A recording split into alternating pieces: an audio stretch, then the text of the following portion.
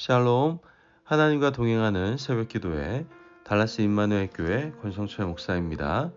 오늘도 하나님과 동행하며 풍성함을 누리시는 저와 여러분 되시길 주님의 이름으로 축복합니다. 오늘 말씀은 민수기 10장 1절에서 10절까지의 말씀입니다. 여호와께서 모세에게 말씀하여 이르시되 은나팔 둘을 만들되 두들겨 만들어서 그것으로 회중을 소집하며 진영을 출발하게 할 것이라. 나팔 두 개를 불 때에는 온 회중이 회막 문 앞에 모여서 내게로 나아올 것이요 하나만 불 때에는 이스라엘의 천부장된 지휘관들이 모여서 내게로 나올 것이며 너희가 그것을 크게 불 때에는 동쪽 진영들이 행진할 것이며 두 번째로 크게 불 때에는 남쪽 진영들이 행진할 것이라. 떠나려 할 때에는 나팔 소리를 크게 불 것이며 또 회중을 모을 때에도 나팔을 불 것이나 소리를 크게 내지 말며 그 나팔은 아론의 자손인 제사장들이 불지니 이는 너희 대대의 영원한 율례니라.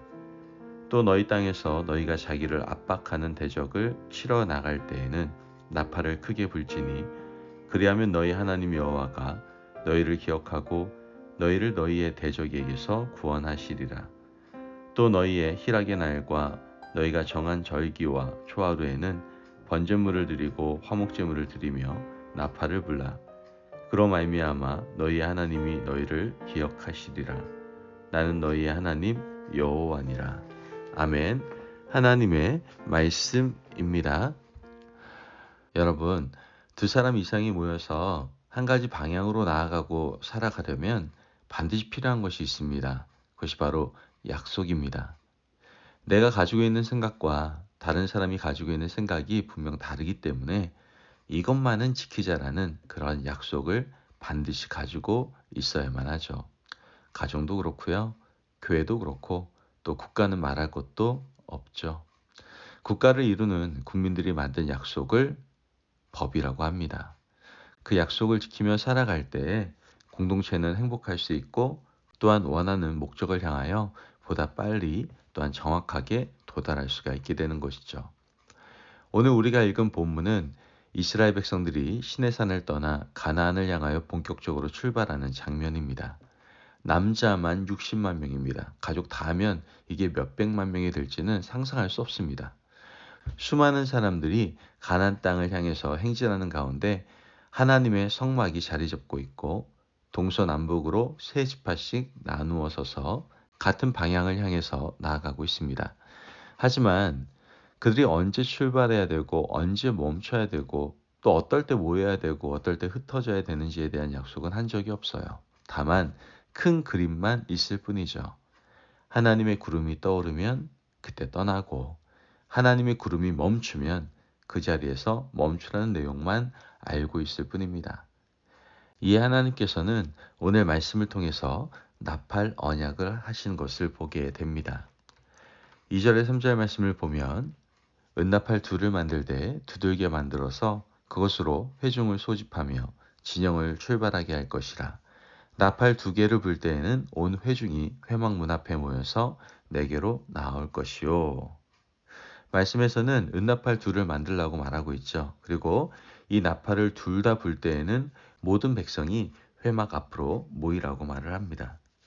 4절 말씀을 보면 은나팔 하나만 불 때의 규정인데요. 4절 말씀에 하나만 불 때에는 이스라엘의 천부장된 지휘관들이 모여서 내게로 나올 것이며 이스라엘 공동체 안에는 천부장, 백부장, 50부장, 10부장이 다 있는데 그 중에 리더십의 꼭대기에 있는 사람들인 천부장들은 은나팔 한 개를 불 때 다 모이라고 말하는 겁니다. 하나님께서 천부장들에게만 주실 특별한 지시가 있을 때 은나팔 하나만 불겠다라고 말씀을 하시는 것이죠. 은나팔은 진영별 출발도 규정하는 것을 보게 되는데요. 5절에서 6절 말씀을 보면 너희가 그것을 크게 불 때에는 동쪽 진영들이 행진할 것이며 두 번째로 크게 불 때에는 남쪽 진영들이 행진할 것이라. 떠나려 할 때에는 나팔 소리를 크게 불 것이며 그리고 전쟁할 때 규정도 9절에 나와 있습니다.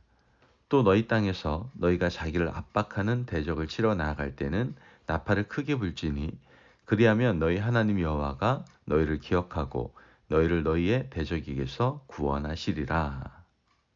또한 이스라엘 백성들이 지킬 각종 절기 때에도 나팔을 불었습니다. 10절 말씀을 보면 또 너희의 희락의 날과 너희가 정한 절기와 초하루에는 번제물을 드리고 화목제물을 드리며 나팔을 불라. 그로 말미암아 너희 하나님이 너희를 기억하시리라. 나는 너희의 하나님 여호와니라. 아멘. 말씀을 통해서 이스라엘 백성들은 어디에 흩어져 있든지 그들의 귀는 항상 나팔 소리에 맞춰져 있어야 된다는 것을 알게 됩니다. 나팔을 2번 부는지 1번 부는지 길게 부는지 짧게 부는지 나팔 소리에 귀를 기울이지 않으면 전쟁하러 모이는데 자신만 나가지 못하는 경우가 생길 수 있습니다. 천부장들이 모여야 되는데 나팔 소리에 귀를 기울이지 않고 있으면 천부장 중에 그 자리에 참석하지 못하는 자가 나올 수도 있다는 것이죠. 하나님의 나팔 소리는 이스라엘 백성들의 행동을 결정하고 이스라엘 백성들이 악의 세력과 싸움을 위한 그 소집도 결정을 한다라는 것이죠. 여러분, 오늘 이 말씀은 광야 같은 세상을 살아가는 오늘 이 시대 우리에게 하나님의 말씀에 귀를 기울이고 살아가고 있는지 질문하고 있는 겁니다.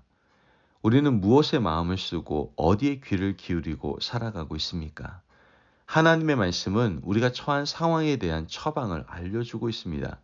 마음이 상할 때, 기분이 우울할 때, 악의 세력에 눌릴 때 대처하는 모든 길을 알려주는 것이 바로 하나님의 나팔소리입니다.